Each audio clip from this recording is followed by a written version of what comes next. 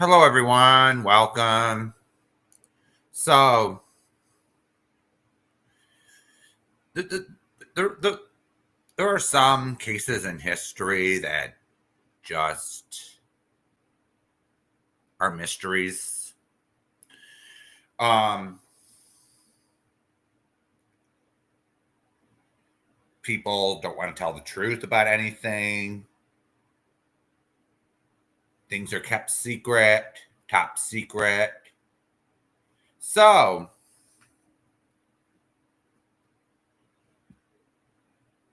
tonight we're going to review the JFK assassination. All right. There has been surprisingly new evidence that has surfaced within the last few years.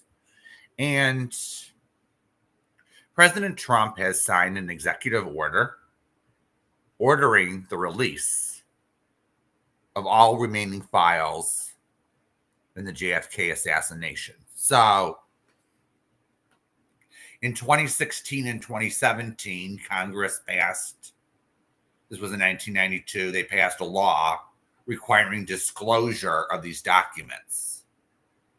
But the FBI and the CIA are like trying to extend things. And this time Trump says no.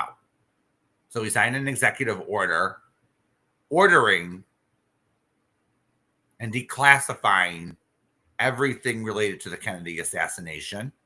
He also went a step further and ordered the release of Martin Luther King files to be released, and also the files in regard to the RFK assassination. So we're going to be getting a big file dump, and these documents will be made public soon. So this is some good news. At least there'll be some transparency, but I doubt there'll be a lot. All right.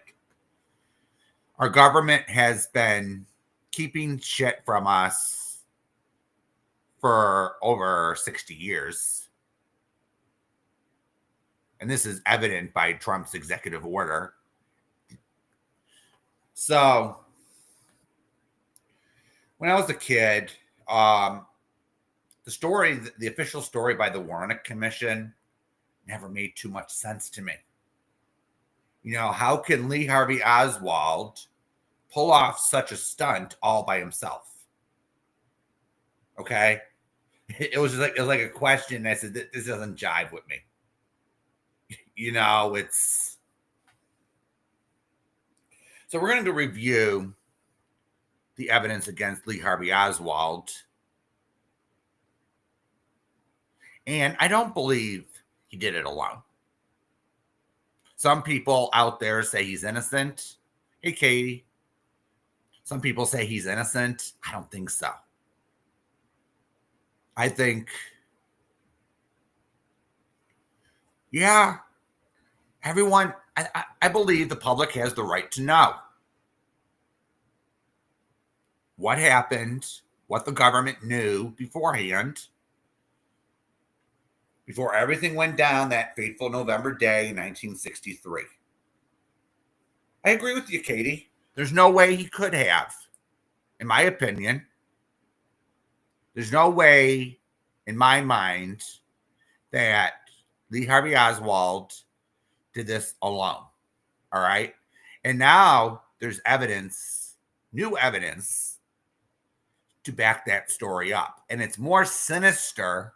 The truth is becoming more sinister by the moment, by everything that's being released. There are two people that are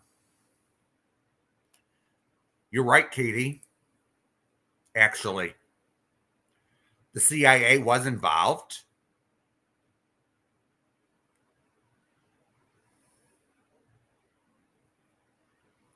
According to these two witnesses that came forward. And they're painting a completely different story as to what happened.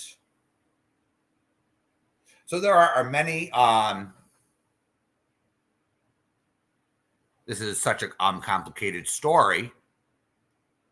So I was listening to two interviews.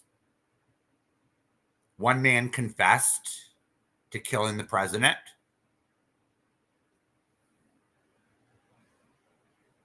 That fateful day, he claims he was in the grassy knoll.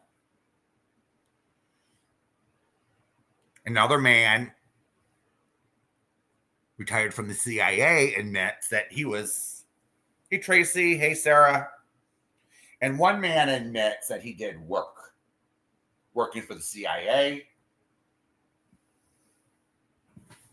And he gave details on what he knew happened in the weeks and months leading up to the Kennedy assassination.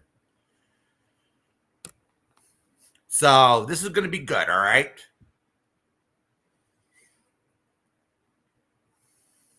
So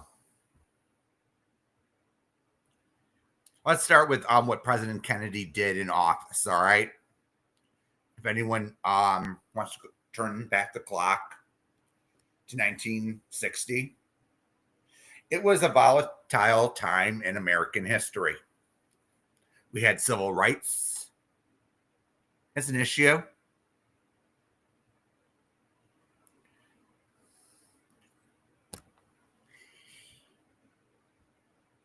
We had organized crime running rampant. We had hate groups all over the place, committing acts, violent acts against minorities. And we had the communist movement, or the anti-communist paranoia in America at that time. And President Kennedy was elected president. And it's been known for years that President Kennedy didn't put up with any bullshit. He didn't put up with any bullshit in the Oval Office. All right, ladies and gentlemen. He didn't put up with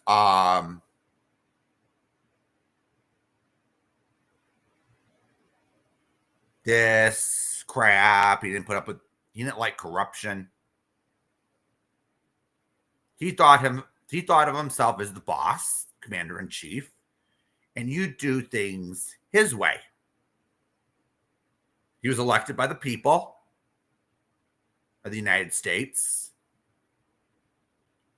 And I believe that the government couldn't control President Kennedy. They wanted to control him and go along with his agenda. But it's been coming out for years that government agencies, including the State Department, by the way, were angry that he shut them down. He wouldn't let government officials walk all over him. And he held some people accountable for their actions. Yeah, segregation in the South was an issue. Organized crime Kennedy's attorney general went after organized crime. He went after hate groups. He enforced Supreme Court rulings as attorney general, Bobby Kennedy or whatever.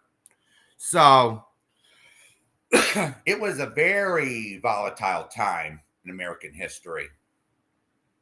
And some people in government said, we're not going to be told what to do. We're going to do what we want and get away with it. We're not going to be shut down by the commander-in-chief because he wants to do things.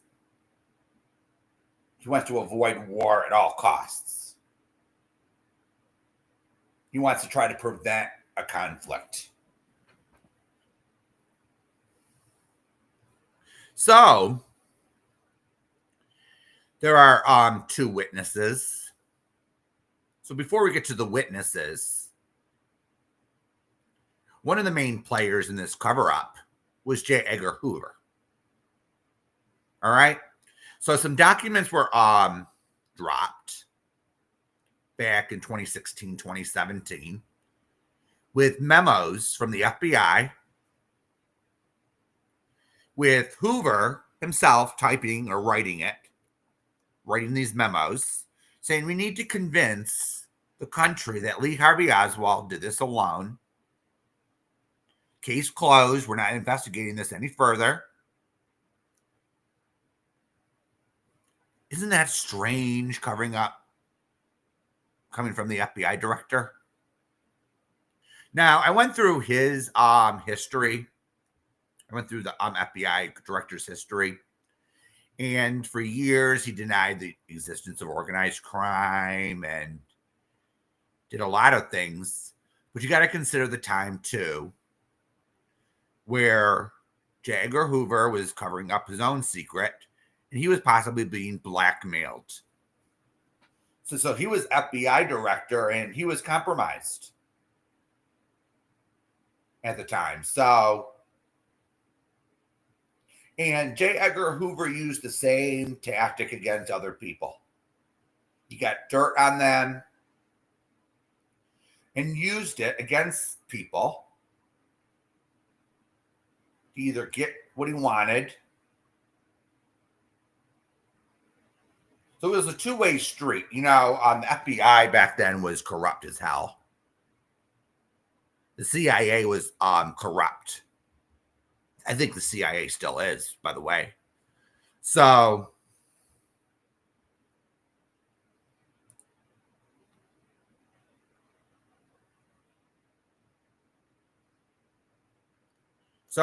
here's the evidence against Hoover. So Hoover kept a very large collection of pornographic films, photographs, and written materials.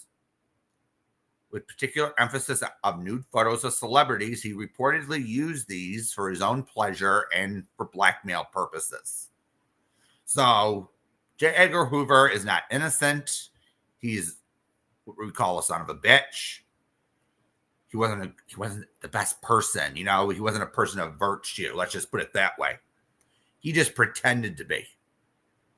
All right. So we had a corrupt FBI. We had an agency that was practically unregulated. And we had another three-letter agency that wanted to do whatever the fuck they wanted to do. It was like,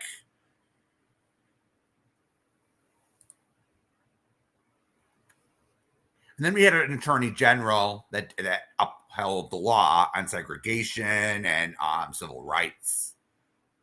And that wasn't very popular either in the South, was it? So J. Edgar Hoover wasn't exactly an ally in investigating what really happened. There are memos that were released that he says, okay, we got Lee Harvey Oswald. Let's just blame it all on him. Say he's a lone wolf. And let's just have our campaign of convincing the public That was disturbing to see, actually. And I'm not surprised. I'm not really surprised by that document. So there are many layers to this. So let's just get to Lee Harvey Oswald. All right. So we know of Lee Harvey Oswald because he got arrested. And he was initially charged with the murder of J.D. Tippit at the movie theater. So the memo that I've seen was Officer Tippit responded to a radio call with a description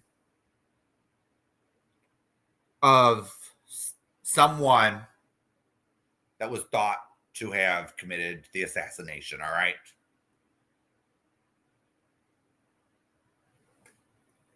So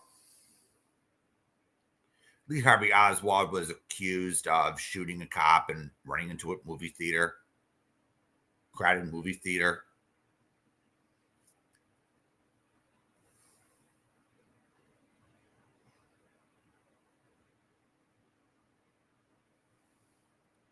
And then was arrested. All right, this is history. All right, no conspiracy theory here. And the report says that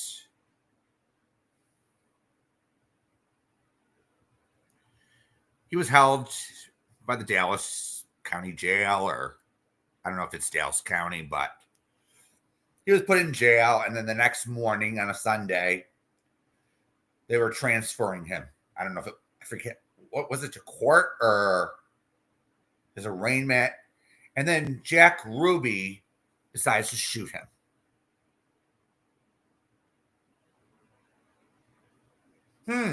Interesting. Interesting concept, right? So he screams, he did it because of poor Jackie Kennedy or whatever. I don't buy that for a minute. I think this is just my opinion, but I think Jack Ruby killed Lee Harvey Oswald to keep his mouth shut. And the evidence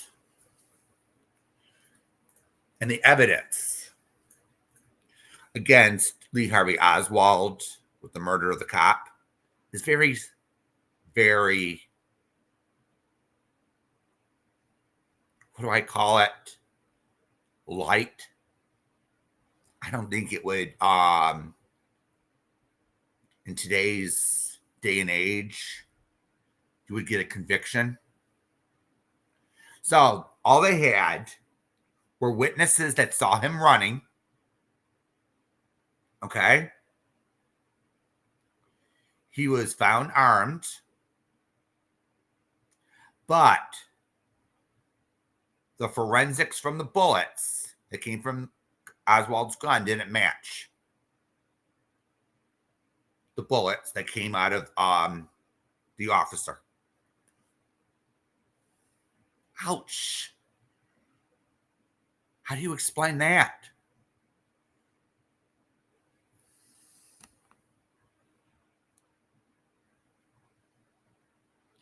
So you have eyewitnesses that saw him running. He admits he was there. Okay. We got several photos of him holding up rifles. All right. Big deal. All right. Some people like to do that. And then we had ammunition. And I think a gun that had Oswald's fingerprints on it. Okay. I'm not denying he could have been one of the shooters. But when I read the or listened to the audio tape and the of the motorcade in Dallas, I heard 3 shots, and then accompanied by a lighter sounding pop. Okay, so the gun they found at the book repository, you could only put 1 bullet at a time into the chamber. All right, so you had 3 shots, plus possibly a 4th. So he would hit, and those shots were very close together. All right, if you look at the film, the film's available. So it would be practically impossible, all right, for someone with that kind of weapon to load the gun, shoot it, eject the shell casing, put in another bullet, and shoot again within the time allowed. It was more than 1 shooter. All right. So I'm looking at a photo here with ammo, and then there was the weapon found at the book repository. All right. That's the only evidence they have. They have Lee Harvey Oswald's fingerprints on it. All right.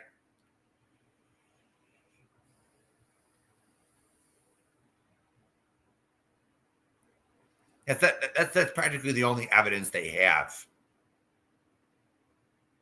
against Oswald with the assassination. So, who was Oswald really? Who was Lee Harvey Oswald? Well, we've been fed by our government that he was communist. He went to Russia to live for a bit. He brought back wife from the Soviet Union at the time. So here's the problem with that. Okay. American citizens with American passports couldn't travel to the Soviet Union at the time. They needed approval. Government approval. Did anyone know that? You couldn't just hop on a plane and fly to the Soviet Union. There was red tape involved. All right. So someone in the government had to approve Lee Harvey Oswald. Interesting. So in the paperwork that was released, they had Lee Harvey Oswald going to Mexico City to meet with KGB officials. Okay. And he met with a known assassin. But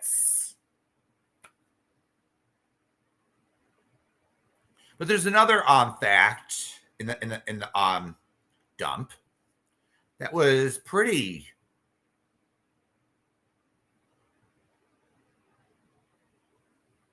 wasn't surprising, but Fidel Castro knew days before the assassination. So in a paperwork from this from a memo that was released, all right, Castro's government had equipment. We'd call it spy equipment. It's nothing complex as we call it today. It was mostly wiretapping equipment. So what Cuba would do back in the 50s and 60s, probably the 70s too, was they would wiretap people's phones in Washington.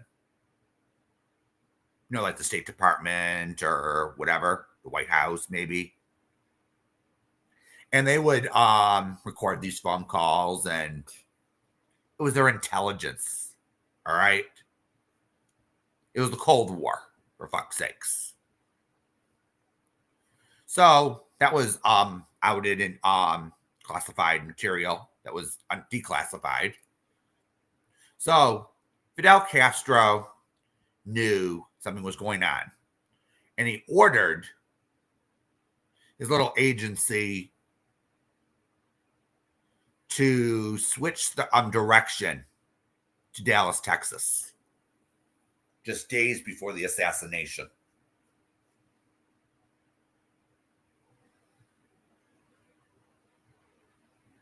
So you had so back then you had different countries. They had their own intelligence agencies. You had the UK, you have France, you have Europe, and then you have like these countries. And a British newspaper, hey Shelley. So the United Kingdom, someone phoned a newspaper in the UK, tipping them off. Something was going to happen in Dallas. So British intelligence agencies picked that up and sent a report warning us something was going to happen. So the British knew. Cuba knew. The FBI got tipped off. Why wasn't anything done? Now, of course, Lee Harvey Oswald, if you look at his history, he was arrested for, what was it? Handing out communist propaganda on the street. He was arrested by the New Orleans police, and he had to pay a $10 fine for it. But here's what some of these documents portray, all right? So Lee Harvey Oswald is mentioned in one document, and he's present, okay, at several CIA operations. Like boot camp and I'm saying, why would he be allowed to be present at these boot camps? One was for Cuban dissidents who were fighting against Fidel Castro and the botched Bay of Pigs invasion. There were several others. So the documents don't say for sure. They just don't say it. But Lee Harvey Oswald was probably a member of the CIA. He organized some of this shit. That's what some of the papers suggest. He was following some of the things he was doing was he was following orders. Some of the crazy shit that the Warren Commission reported on. But how can you have a Warren Commission when not everything is handed over? So they classified at least maybe 5,000 documents and only released maybe 1,000 or two to the Warren Commission. So how is the Warren Commission supposed to get to the truth or investigate when the FBI and the CIA has everything classified and the U.S. military? That smells cover up to me. But there was also another concern back then in the 60s. They didn't want to go to war. They didn't want President Johnson bombing Havana.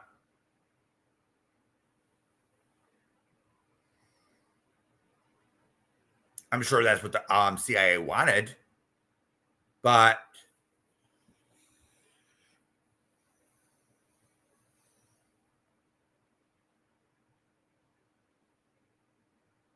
so, all right. So when I heard President Trump was ordering the rest of the files declassified, no more extensions, no more delays, practically. He also ordered declassify the MLK files and the Robert Kennedy files. So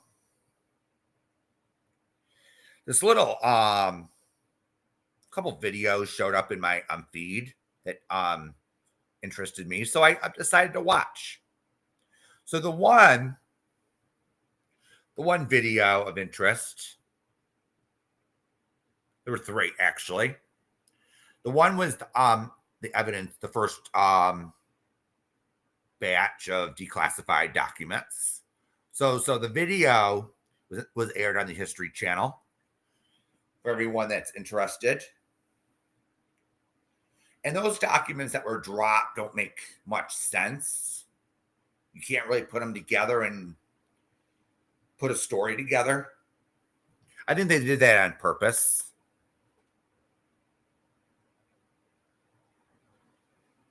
So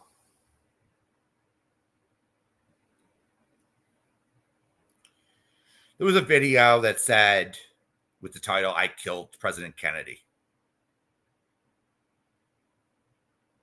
Yeah. So there was an inmate at an Illinois state prison that did an interview confessing that he was one of the ones involved.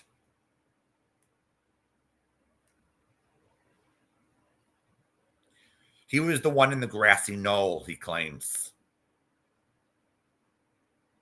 He's the one who shot the president in the head.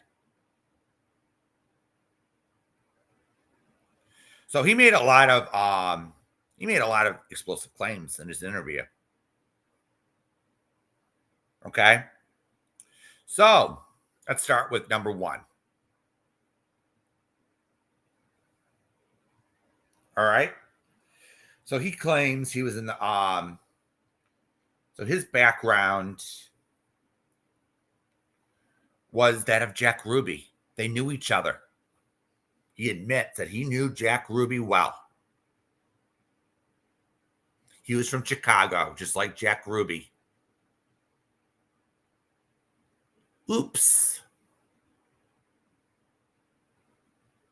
This guy knew Jack Ruby, knew Lee Harvey Oswald.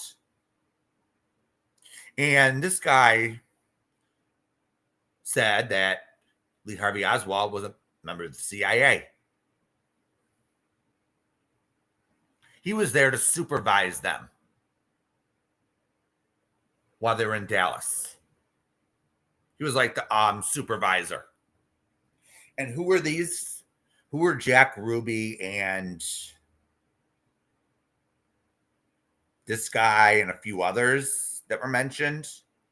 They were members of a Chicago mob syndicate. Ouch. So the claim he's making is the CIA reached out to organized crime to assassinate the president of the United States. So they were the hired guns, so to speak.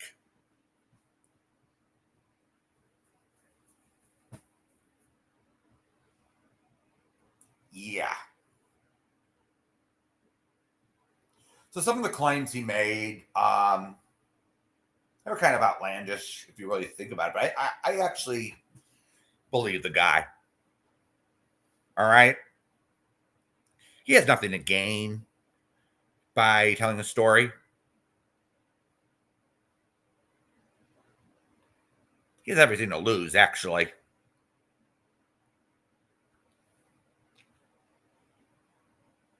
So this guy was serving a 50-year sentence for attempted murder.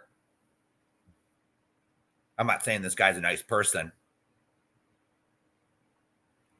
but he explained how he got arrested. He tried to kill 2 cops.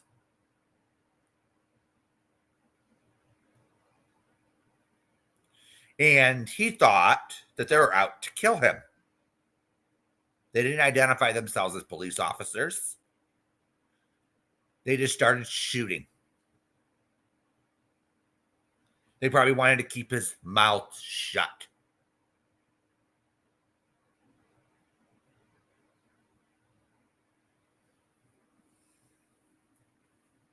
So he claims that the day of the assassination or so, one of his associates, nasty associates, came to his hotel room. All right. Said that this person, unnamed person, is still alive. So he's not going to out his identity. So he sits there and tells him, I got to get out of town. I just killed a cop.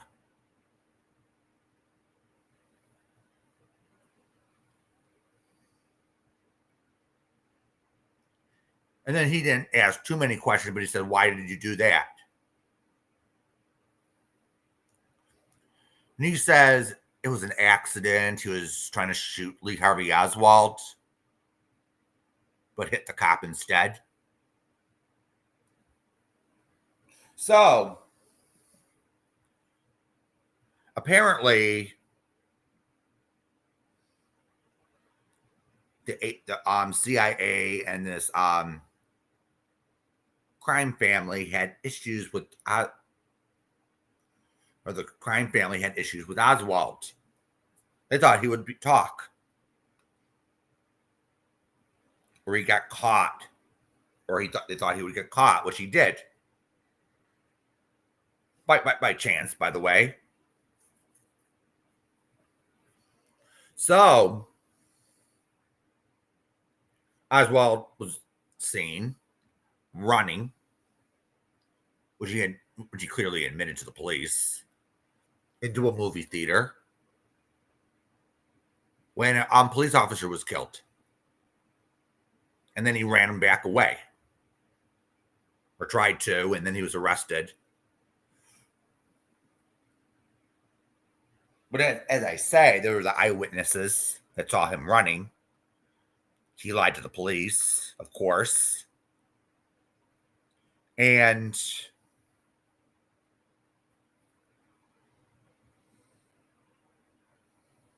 it's really, really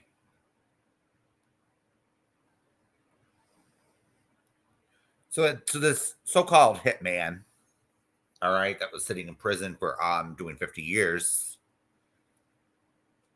said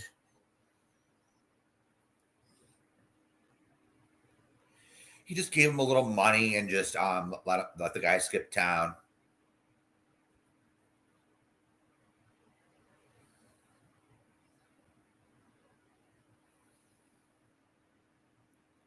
So they just, I think what they did was they got upset because Lee Harvey Oswald got caught. Or they heard on the radio looking for this person with this description. This was the 60s. They didn't have like supercomputers back then to go for fingerprints. They had to do it all by hand. Ballistics took forever to come back. So this was the 60s, and we had one of their partners, Jack Ruby, decided to take Lee Harvey Oswald out while the police were escorting him. And then another document Here's another document that was released. Says that the FBI, local police, they did nothing to protect. They did nothing to protect Lee Harvey Oswald. It's like they didn't give a shit.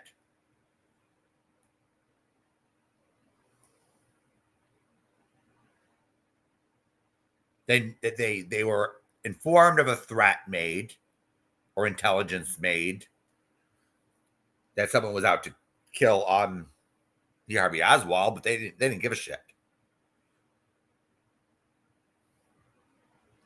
So this guy who confessed to the crime, he says how he did it.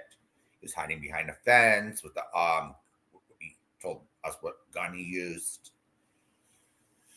And he said that he took out a bullet and bit it. And that wasn't in the FBI files, actually, or presented to the Warren Commission, because that wasn't found.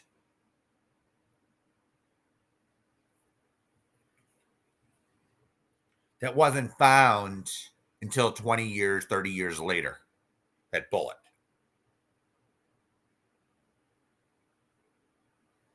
It was found in 87 by someone, and they had no idea where that bullet came from or what its historical significance was. So this would tell us that the Secret Service and the FBI and local police didn't really look too hard at the grassy knoll, supposedly. They just spent most of their time at that book depository and along the route instead of canvassing out. Because if this guy was a convicted felon, which I suspect he was at the time, he was arrested for something, he may have been caught.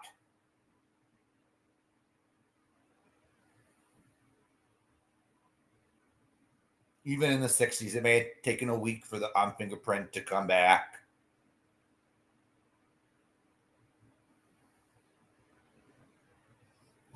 So this guy was asked, do you have any evidence to back up your story? All right.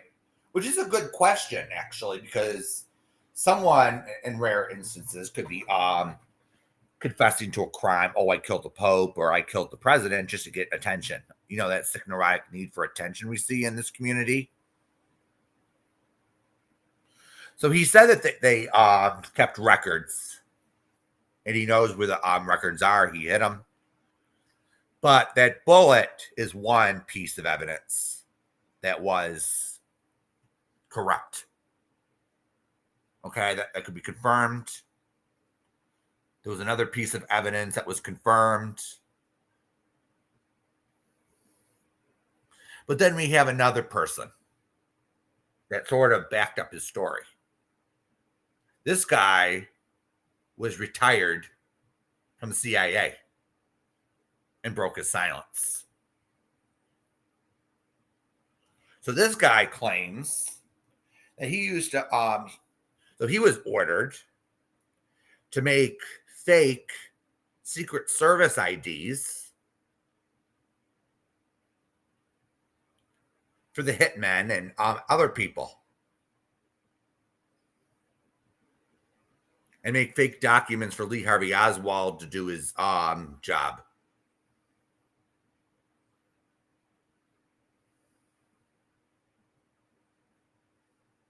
Damn. That's damning, isn't it?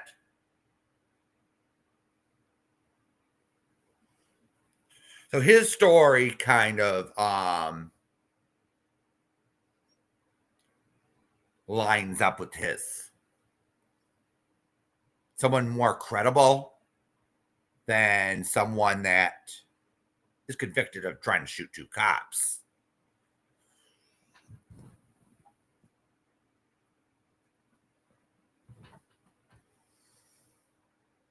But you don't always get the most credible witnesses in these cases. A lot of the files that were released were, okay, this one has a file. They were looking at this one. They were looking at that one. They were looking at this one. And they found the guy in prison. Guess how they found him?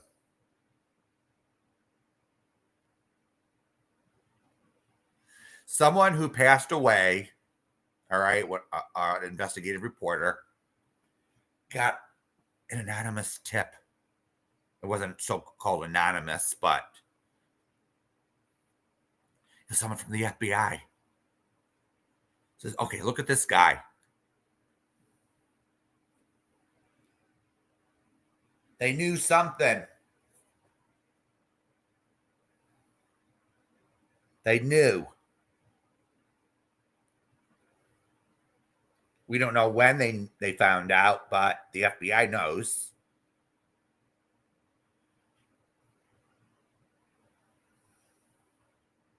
So why don't they want these files released? It's been over 60 years. Most of the people are dead.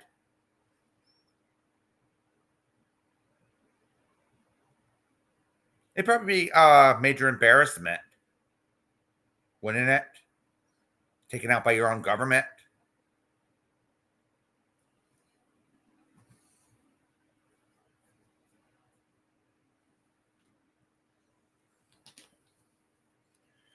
Here's the thing. Here's my theory on it. I don't think there's documents to everything that happened.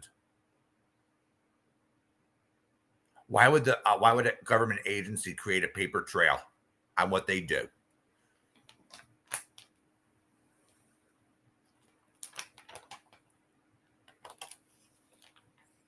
So he names the some of the people involved. That was Charles Nicoletti. He was a well-known gangster in Chicago. He was associated with Jack Ruby too. It's all, they all knew each other. It's like,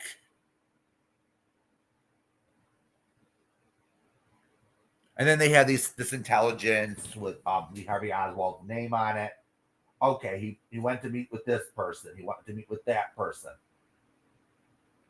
Oh, here's this person's background report from back in the 50s and 60s.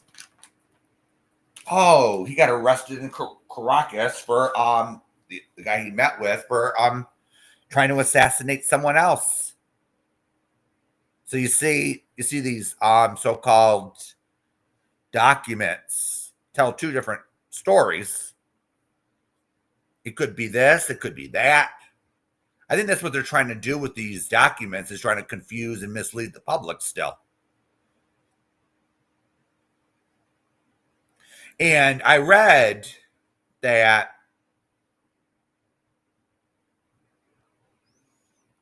Lee Harvey Oswald's mother confirmed that Lee Harvey Oswald was a CIA agent.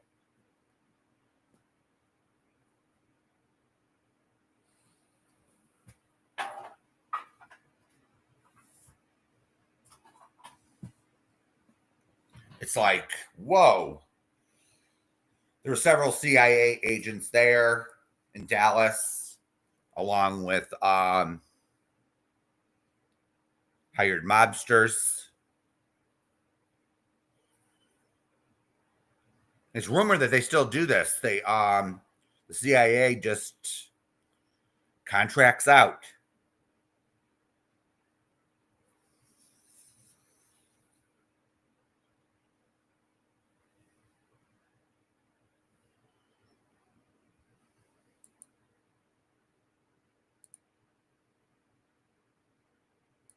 It's real sad, really.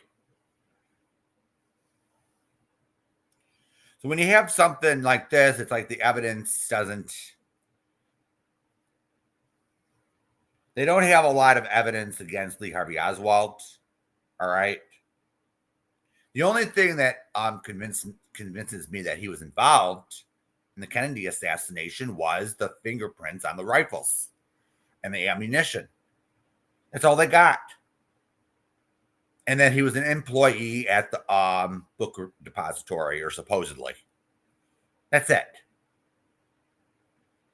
But that was, but the burden in court would be proof beyond a reasonable doubt. And I don't think they had it. The weapon didn't match the police officer that shot the police officer. I don't know if any witnesses seen him leave the building or.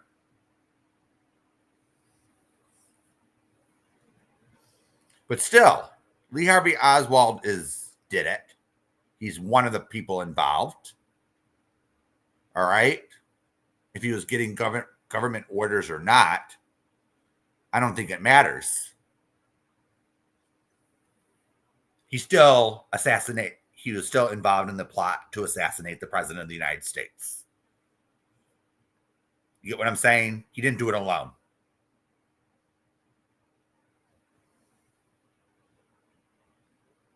So there's two people spilling the beans. That CIA employee or agent that recorded an interview, he died. I think he was dying of cancer or something when he got an interview. He wanted to clear his conscience.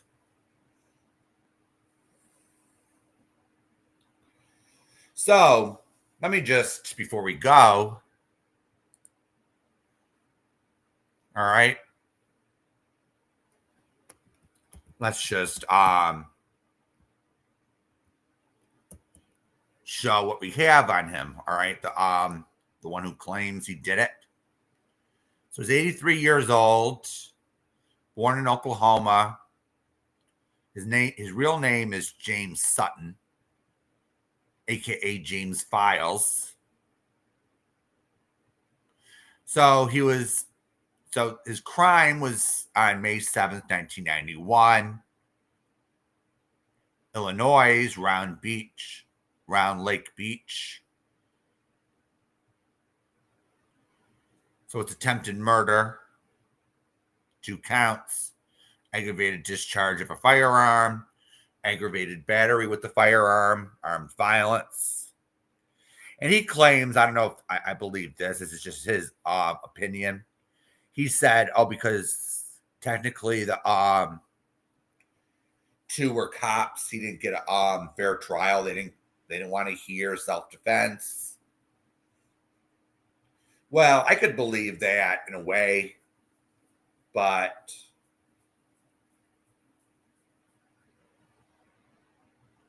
maybe at that time it wasn't actually allowed in court, something like that.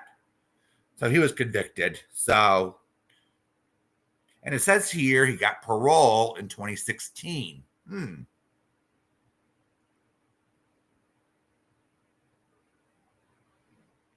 So he claims Files gave interviews stating that he was the Grassy Knoll shooter in the 1963 assassination of JFK.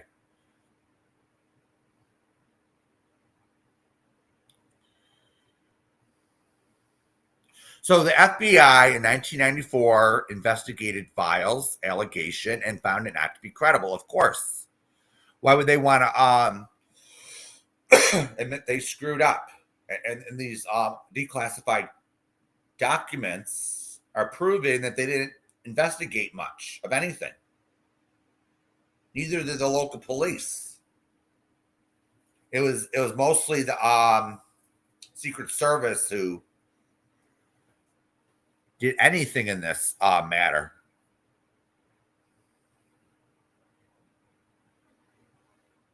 So the story here, all right, I'm trying to report both sides of the story, but Files and his friend David Morley were involved in a roadside shootout in Round Lake Beach, Illinois, with 2 police officers, Detective David Ostertag and his partner Gary Bittler. They tried to apprehend the 2 for driving a stolen vehicle. During the shootout, Morley shot Detective Ostertag in the chest. Both Files and Morley shot at Detective Bittler, but it missed. They were arrested a few hours later.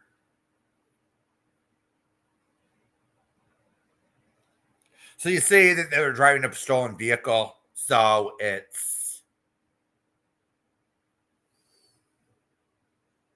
I don't know what to believe on this, you know?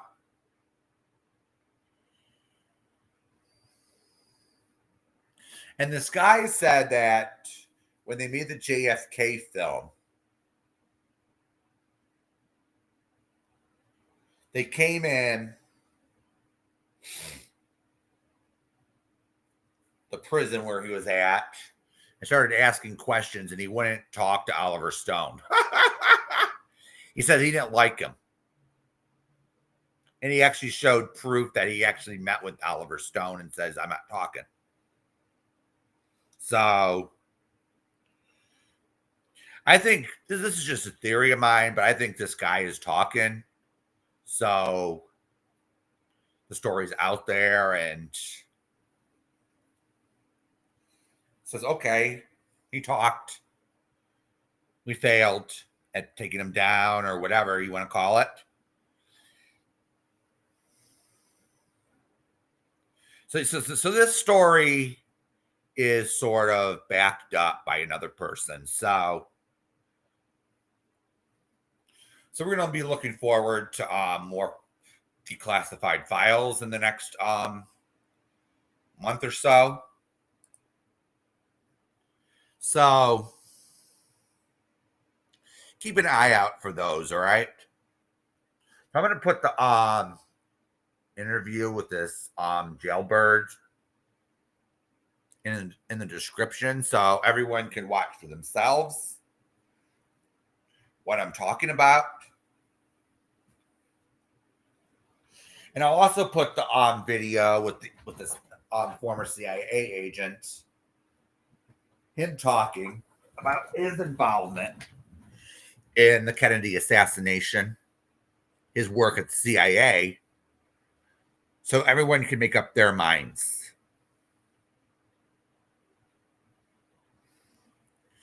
So, does anyone have any questions or?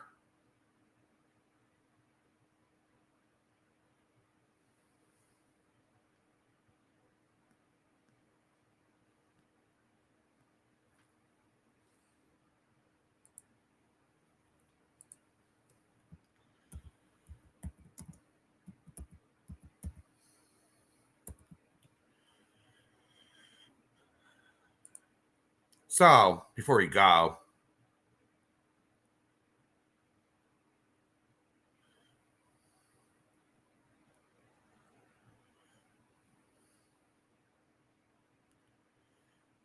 so they made the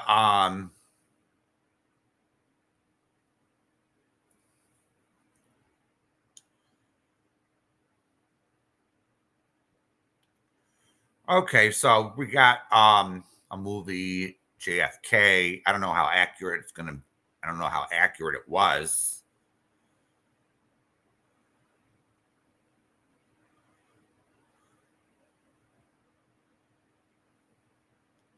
So they made a movie on it. They actually were in the right place to question people, but some people didn't talk. So